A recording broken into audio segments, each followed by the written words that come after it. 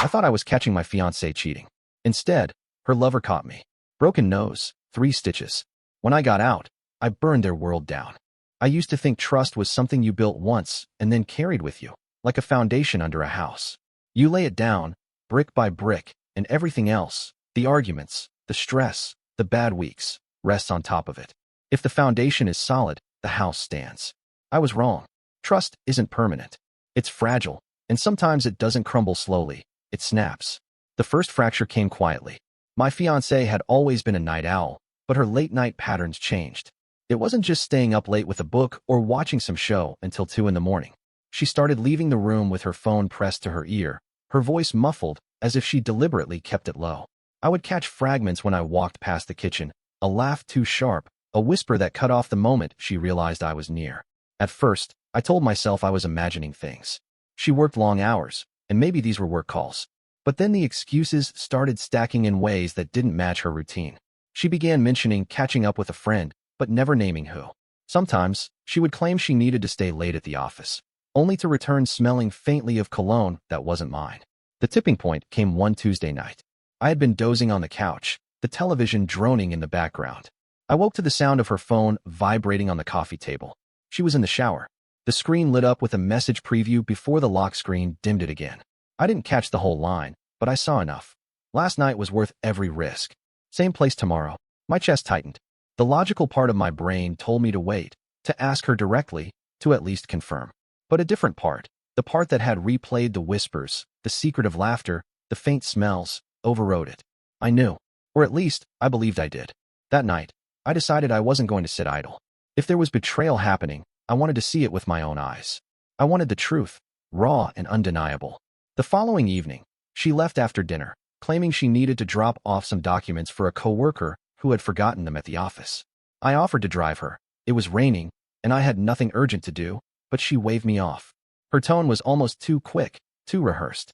I waited 15 minutes before grabbing my coat and heading out. Her car was easy enough to track. I stayed far back, making sure I didn't draw attention.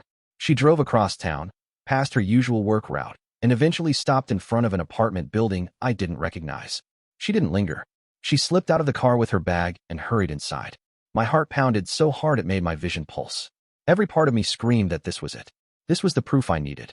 No more shadows or suspicions. I would walk in, see her with him, and have everything laid bare. The building itself was older, the kind with flickering hallway lights and a faint smell of damp carpet. I trailed behind, waiting for the elevator to close before climbing the stairs. The rain had followed me, soaking into my jacket, but I hardly noticed. My focus narrowed to a single goal: expose the truth. I knew which floor she had gone to because I heard her heels clicking faintly as she exited.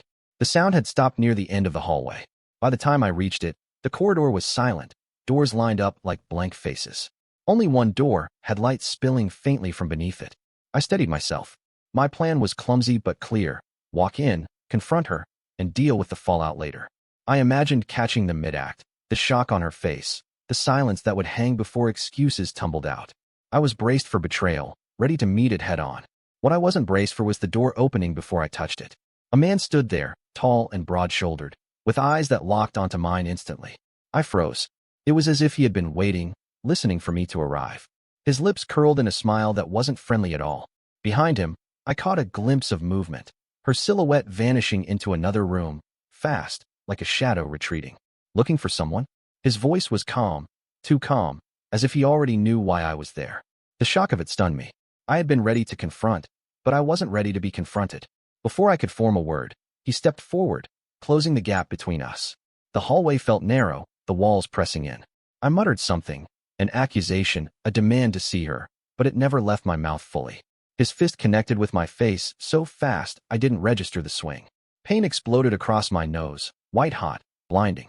I staggered back, hitting the wall, hands clutching instinctively at my face.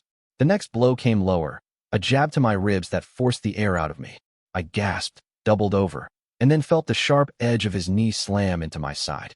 The hallway swam in my vision, and all I could think was that this wasn't supposed to happen. I came to catch them. I was supposed to be the one exposing betrayal. Instead, I was being dismantled in silence, with no one coming to help. At some point, I felt the impact of my head against the wall, and then the world tilted. A dull ringing filled my ears. Warm liquid trickled down my face, blood from my nose, pooling at my lips. My eyes watered uncontrollably. I remember her face appearing briefly in the doorway, pale, uncertain, then disappearing just as quickly. No words, no attempt to stop him, no shock, just absence. By the time it ended, I was crumpled on the floor, gasping for air. The man leaned over me, his voice low enough that only I could hear. "You shouldn't have come here." Then he straightened, stepped back inside, and shut the door without another word. I lay there for several minutes, disoriented, before forcing myself upright. Blood dripped freely, staining my shirt, my jacket. The walk down the stairs felt endless, each step a wave of pain radiating from my ribs and nose. Outside, the rain had eased, but the cold bit into me, mixing with the throbbing ache in every part of my body. By the time I reached the hospital, the world had blurred into fragments. Waiting room lights, a nurse's hands pressing gauze against my face, the metallic smell of disinfectant mixing with blood. The doctor's voice was detached as he explained. A broken nose, swelling around the eye, 3 stitches for a split above the brow. I nodded numbly, barely hearing. The pain wasn't only physical. It was the humiliation, the realization that I hadn't uncovered betrayal. I had walked straight into a trap. Lying in the hospital bed that night, the events replayed in an endless loop. The smile on his face when he opened the door. The way she vanished into the other room, leaving me alone in the hallway. The precision of his blows, as if he had expected me at that exact moment. It was too neat, too calculated. The thought gnawed at me. They had known. She hadn't been careless. She hadn't been caught off guard. I had. And that changed everything. The first night after the hospital was the hardest. Painkillers dulled the worst of it.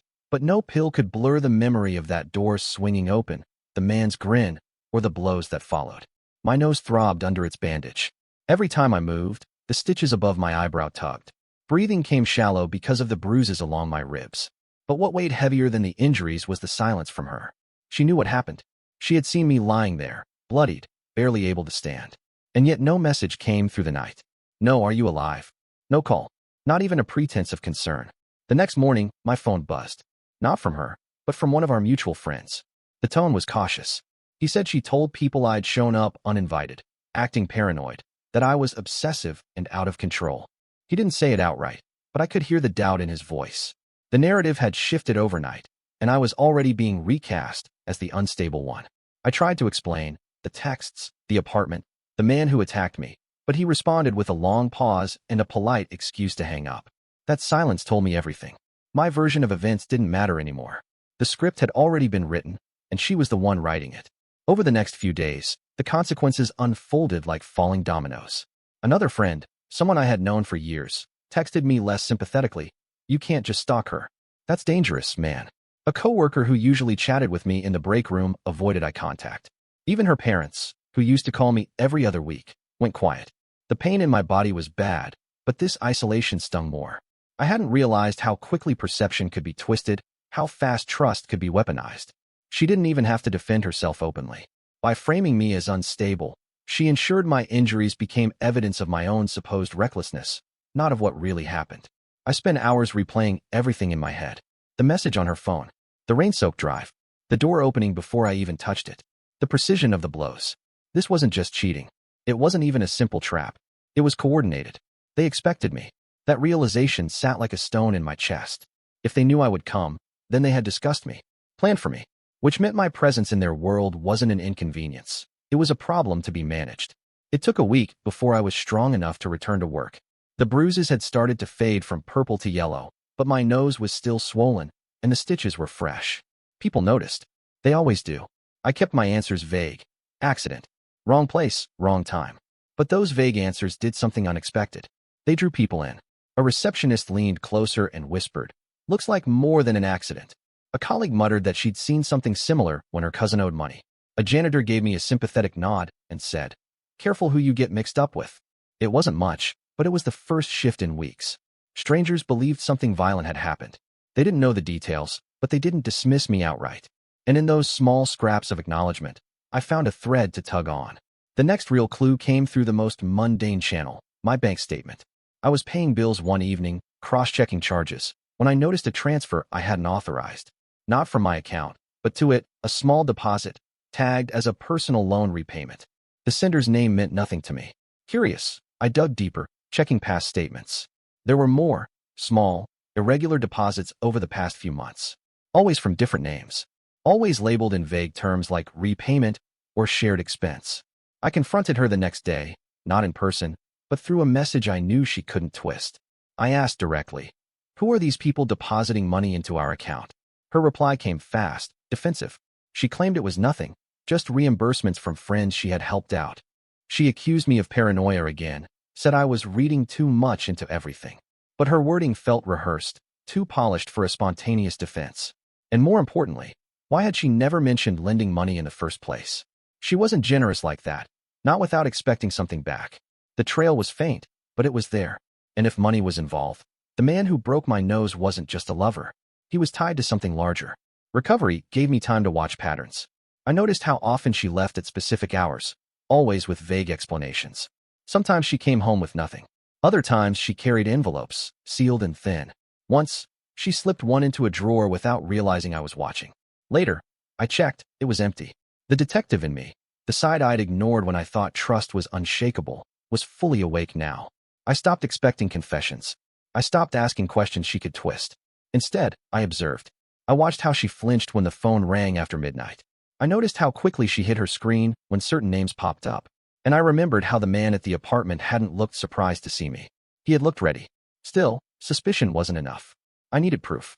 And the first piece came unexpectedly from someone she thought was irrelevant, her landlord. He showed up at our place one Saturday, knocking on the door while she was out.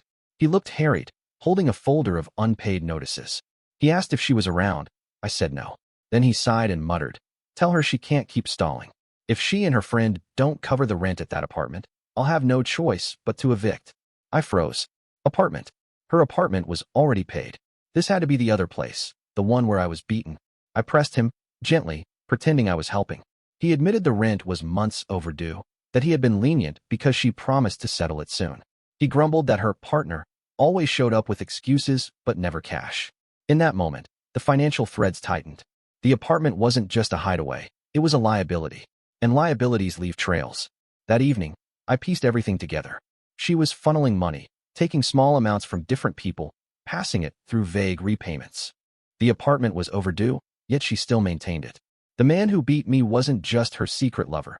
He was her partner in something messy, something that required keeping people quiet. And then came the cruelest part.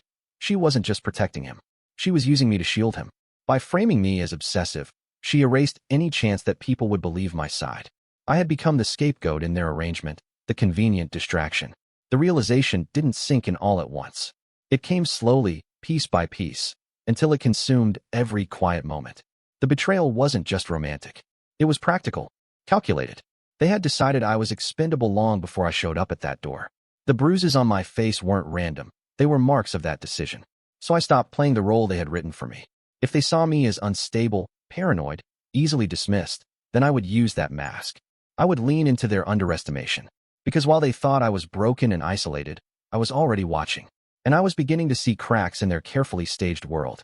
And cracks, if widened, can bring the whole structure down. Time dulls pain, but it sharpens resolve. Within 2 weeks, the bruises on my face had yellowed into fading reminders. The stitches came out. My nose still looked crooked in the mirror, but it no longer hurt with every breath. The outside healed. Inside, the anger calcified into something harder. I no longer cared about proving her affair. That was obvious. The real question was why the performance was so elaborate. Why had the man been waiting for me? Why did she vanish rather than defend me? Why were strangers' names attached to our bank account? Cheating alone didn't explain that. So I began to treat it like a case. Not a heartbreak. A case. The first step was going backward. If people were sending her money, I needed to know who those people were. The bank logs gave me names she assumed I'd ignore. They weren't large sums, 100 here, 200 there. Sometimes 3 deposits in a week. Always inconsistent, always vague. I picked one and started searching. Public records are more revealing than people realize. This man lived across town, in a neighborhood where rents were cheap and overdue bills common. A quick look at local court filings showed he had been sued twice by creditors. The timing of his repayments to us matched the periods just after those filings. It wasn't him repaying anything. He was paying her off. But for what? That question drove me further. I called in a favor from someone I barely knew, an acquaintance who worked at a collections agency. I didn't ask for confidential files, just trends. Were there others with this pattern? She confirmed. The names I gave her were all people flagged for missed payments overdue accounts, or debt disputes. It hit me like a slow dawn. My fiancée wasn't just cheating. She was running something closer to an informal, under-the-table loan business, using desperation as leverage. And the man who broke my nose? He was her enforcer. That realization reframed the beating completely. I wasn't punished for catching them in bed. I was punished for walking into a nest of operations I wasn't supposed to see. My humiliation served two purposes. It silenced me, and it reminded her clients what happened when you got too curious. But if they thought bruises would keep me quiet, they misunderstood the kind of man I am. I started mapping her movements. I didn't use apps or trackers. Those could be discovered. I used old-fashioned observation. When she left, I noted the times. When she returned, I noted what she carried.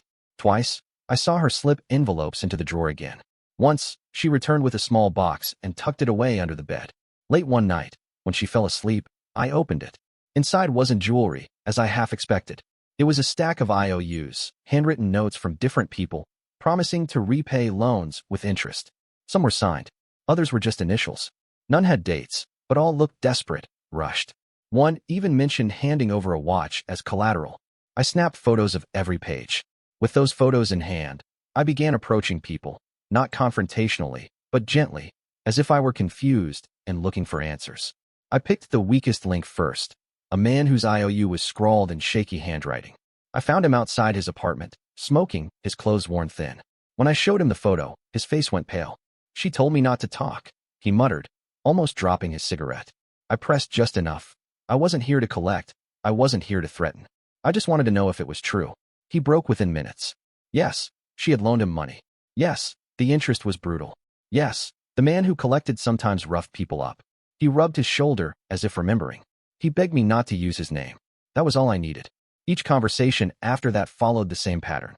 A woman admitted she'd pawned her mother's necklace just to stay ahead of the interest. Another said she had been fired after my fiancé spread rumors about her at work, rumors meant to keep her compliant. A third confessed she'd moved apartments just to avoid the knock on her door at night. Every story carried the same undertone, fear. Not of my fiancé directly, but of the man standing behind her. The one who smiled when he broke my nose. And with each story, my anger sharpened into strategy. They had used me as cover, presenting themselves as a normal couple while bleeding others dry. They assumed no one would question them because anyone who did ended up like me, silenced, discredited, bruised. But my bruises had the opposite effect. When people saw them, they believed me faster. They lowered their guard. Pain became my passport into their trust. Still, suspicion alone wasn't enough. I needed something indisputable, something that would make others see what I now knew. That opportunity came through her workplace. She had always been careful about separating her job from her schemes, or so she thought. But one evening, while she was in the shower, her work email pinged on her laptop. She'd forgotten to log out. The message was from a coworker. Short, clipped, "We can't cover for you anymore. The discrepancies in the reports are being noticed. Fix it before it blows up." My pulse quickened. Discrepancies. Cover-ups. I scrolled, heart racing. Several emails hinted at adjustments in financial records, manipulated spreadsheets, and unexplained withdrawals. She wasn't just preying on desperate neighbors. She was siphoning from her employer, too. And if the company was starting to notice, her carefully stacked house of cards was about to sway. I didn't confront her. Not yet. Confrontation only gave her the chance to twist the narrative again. Instead, I quietly gathered screenshots of emails, photos of IOUs, notes from conversations with her clients, a timeline of deposits into our account. I created a folder, encrypted and backed up. I labeled it simply, Truth. But truth alone wasn't enough. Truth had to be placed where it hurt. The turning point came the night she left for another late meeting. I followed again, not directly, but enough to track her destination. It wasn't the apartment this time. It was a dimly lit bar on the edge of town, the kind that caters to people who don't want questions asked. Through the cracked blinds, I watched her sit across from two men I didn't recognize. One slid a folder across the table. She leafed through it quickly, then nodded. The man leaned in, his expression tense. She laughed, too loudly, too forced. Then he placed something on the table that froze me, a wad of passports. I stayed until they left separately. I didn't follow the men. My focus was on her. When she returned home, she acted casual, humming in the kitchen, pouring herself a glass of wine as if nothing unusual had happened. But I had seen it. Passports. IOUs. Debt. Enforcers. This wasn't romance. This was crime. That night, I lay awake, staring at the ceiling, piecing everything together. The affair was real, yes, but it was only the surface. The real betrayal was deeper. She and her lover weren't bound by love, but by profit. Together, they had built a parasitic system, feeding off the desperate, hiding behind false smiles. And when I got too close, they turned me into the convenient madman. Unstable, jealous, violent. I almost laughed at the irony. They thought breaking my nose ended my usefulness. They didn't realize it had turned me into their most dangerous problem. Because now, I didn't just want revenge. I wanted collapse. And collapse doesn't come from fists or shouting. It comes from threads pulled, slowly, until the whole tapestry unravels. So I pulled the first thread. I met with the coworker who had emailed her. It wasn't hard. I found her name in the CC field of another message. I approached her casually, off company grounds, with enough evidence in hand to show I wasn't bluffing. Her eyes widened at the photos of IOUs, the emails, the bruises that hadn't fully faded. She didn't confirm everything, but she didn't deny it either. She muttered that people have been suspicious for months. She warned me not to get involved, that it was bigger than I thought. I smiled, for the first time in weeks. Because she was right. It was bigger than I thought. And that meant when it fell, the sound would echo. The folder I'd built, Truth, was no longer just a collection of files. It was a weapon. Every screenshot, every IOU, every email became a brick in the arsenal. But weapons are useless without precision. I wasn't interested in reckless exposure. If I moved too soon, she'd paint me as bitter, violent, unhinged. I needed to let their own network choke them. So I chose pressure points. The first target was her employer. I packaged the evidence. Emails showing discrepancies, time-stamped photos of her late-night meetings, even a snippet of her conversations with the men at the bar. I sent it not to HR, but directly to the company's compliance department. I knew enough about corporate structures to understand one thing. Compliance fears scandal more than anything else. I didn't attach my name. I created a burner account and signed it only. Concerned. 2 days later, she came home tense, snapping at everything. She claimed the office was reviewing procedures. I said nothing. The cracks were spreading. The second target was financial. The people she preyed on had always been isolated, ashamed. But victims gain courage when they realize they aren't alone. I started reaching out, carefully, to the ones I had spoken with. I showed them the photos of the IOUs, the proof that others had been exploited the same way. One by one, they began to talk to each other. Fear turned into anger. Some wanted payback. Others just wanted their lives back. Within a week, they formed a loose group. A chorus of voices instead of whispers. And once they realized how many of them there were, silence was no longer an option. The third pressure point was her family. Families believe what they want to believe, until they're shown proof. I mailed an envelope to her parents' house. Inside, copies of IOUs, bank transfers, and a photo of me taken at the hospital, stitched and swollen. No letter. No explanation. Just evidence. Let them connect the dots themselves. The call came 3 days later. Her father's voice was shaky, angrier than I'd ever heard it. He asked if it was true. I said only this. I tried to protect her. She chose him. Then I hung up. I knew that silence would gnaw at them worse than any speech. But the final strike, the one that would unravel everything, came from the man himself. The one who had smiled when he broke my nose. He wasn't invincible. He was sloppy. People who rely on intimidation always are. They think fear erases memory, but victims remember details. One of the debtors I spoke to recalled his car, a black sedan with a dent in the rear bumper. Another remembered his habit of wearing the same leather jacket. A third whispered that he sometimes bragged about connections, but always in vague, half-drunk boasts.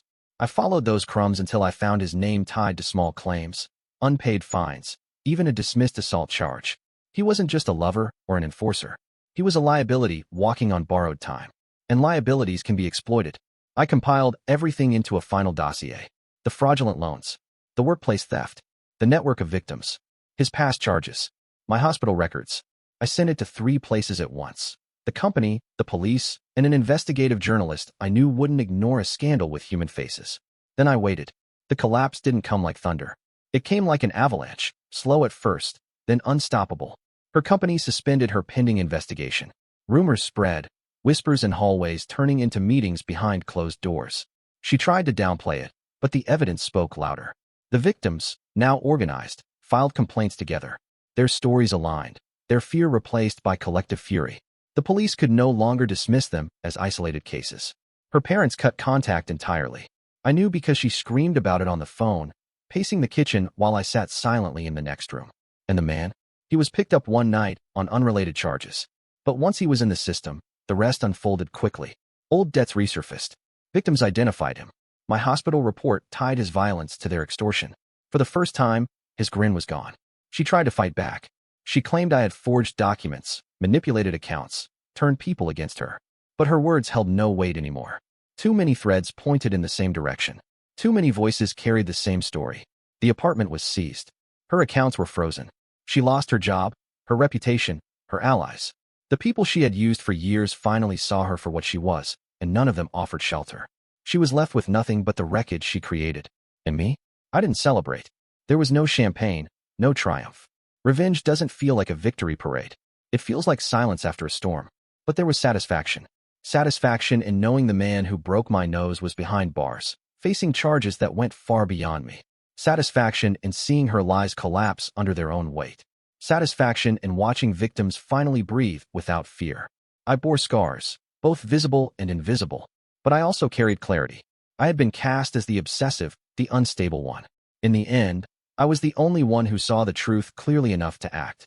And when the world finally burned around them, I walked away untouched. The house of trust one once believed in was gone. But in its place stood something better.